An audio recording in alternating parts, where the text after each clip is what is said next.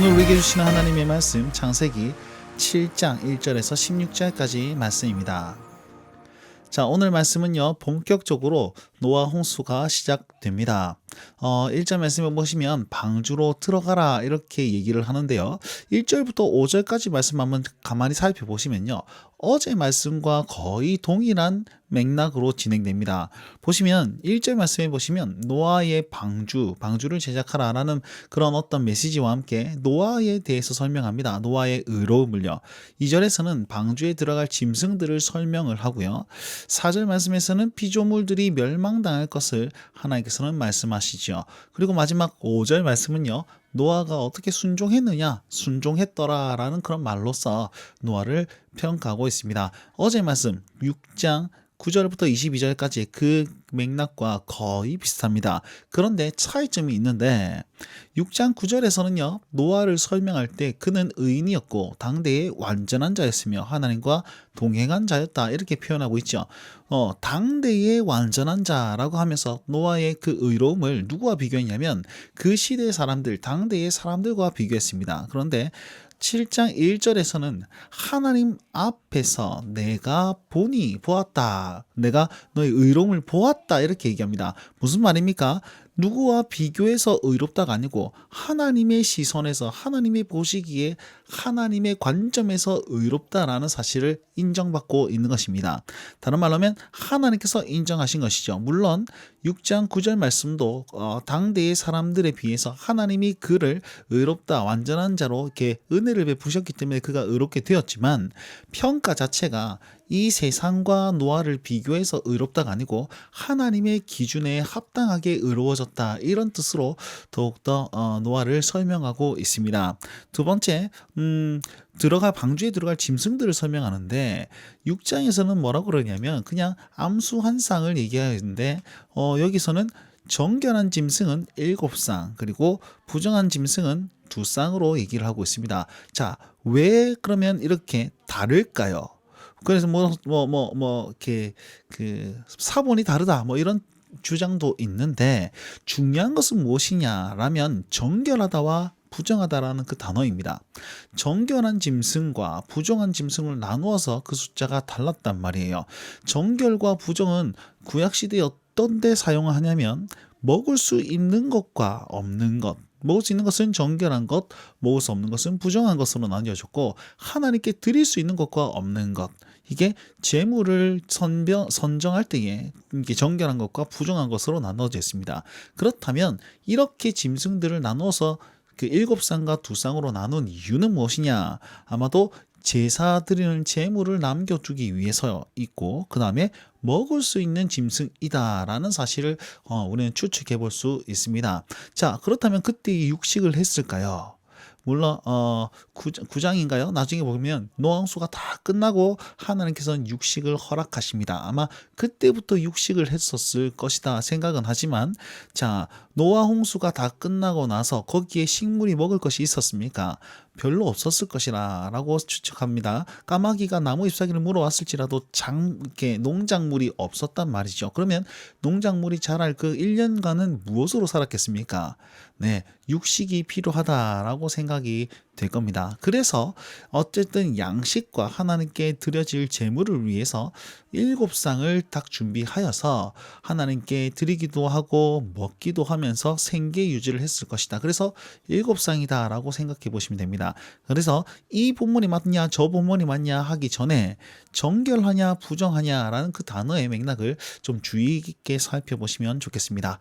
자, 그리고 피조물의 멸망입니다. 7일 후에 40일 동안 비를 내려서 모든 생명을 멸할 것이다 이렇게 얘기를 하셨고요. 그 다음에 노아가 이 모든 명령을 다 듣고 순종했다라고 평가하고 있습니다. 여러분 가만히 보시면 6장부터 9장까지 쭉 보시면 노아 홍수 사건에서 노아가 어떤 말을 했는지 한번 살펴보십시오. 아마도 노아가 한 말을 찾을 수가 없을 것입니다. 노아는 아무 말 하지 않습니다. 하나님께서 명령하고 하나님께서 말씀하시고 하나님께서 이렇게 될 것이다, 이렇게 해라, 저렇게 해라 말씀하시지, 노아가 거기에서 뭐 예라고 대답했더라 뭐 이런 말도 없습니다. 토달았더라라는 말은 더 없지요. 그냥 단 한마디 순종했더라라고 얘기를 하고 있습니다. 이것은 무엇이냐면 노아가 참 잘했다라는 것과 함께 이 노아 홍수의 핵심 인물, 핵심이 누구냐? 노아가 아니라 하나님이시다라는 사실을 우리는 알 수가 있습니다. 그래서 여러분, 하나님을 주인공답게 드러내는 것, 하나님을 하나님답게 나타내는 것, 그것은 순종으로 할 수 있다는 사실을 기억하십시오. 내 생각대로, 내 플랜대로 이렇게 하면 하나님이 높아질 거야, 아닐 수도 있습니다. 그저 하나님의 말씀에 순종하고 겸손하고 낮아진 자리에서 묵묵히 복종하는 그 인생이 하나님을 주인공으로 드러내는, 영광 돌리는 그런 삶의 자세임을 여기서 우리는 알 수가 있다라고 생각됩니다. 자, 이제 노아 홍수가 시작됩니다. 언제 시작되느냐? 노아가 600세 되는 날 2월 17일이라고 성경은 말씀하고 있습니다. 노아가 500세에 이제 방주를 짓기 시작했는데 이제 600세, 100년 동안 방주를 만들고 이제 비가 내리기 시작하는 겁니다. 자, 이렇게 말씀하고 있습니다. 큰 깊은 샘들이 터지고 그다음에 하늘의 창문이 열려서 이제 물이 터져 나오는 것이죠. 그러면서 생명의 기운이 있는 육체가 방주로 들어가라. 비가 오기 시작하니까 방주로 들어가라 라고 얘기합니다. 자, 여기까지 보시면 창세기에는 생명이라는 단어가 정말 잘 나옵니다. 생명 있는 기운, 이것은 뭐냐면 영혼, 그 다음에 생명, 그 다음에 영이라는 그 단어, 루아흐라는 히브리어 단어인데요. 이게 어디에서 계속 반복되느냐? 창세기 1장 2절에서도 하나님의 영이 할 때 루아흐입니다. 그 다음에 모든 생명을 멸할 것이다 라는 것과 그 다음에 하나님의 영이 떠나갔다라는 것도 그거고요.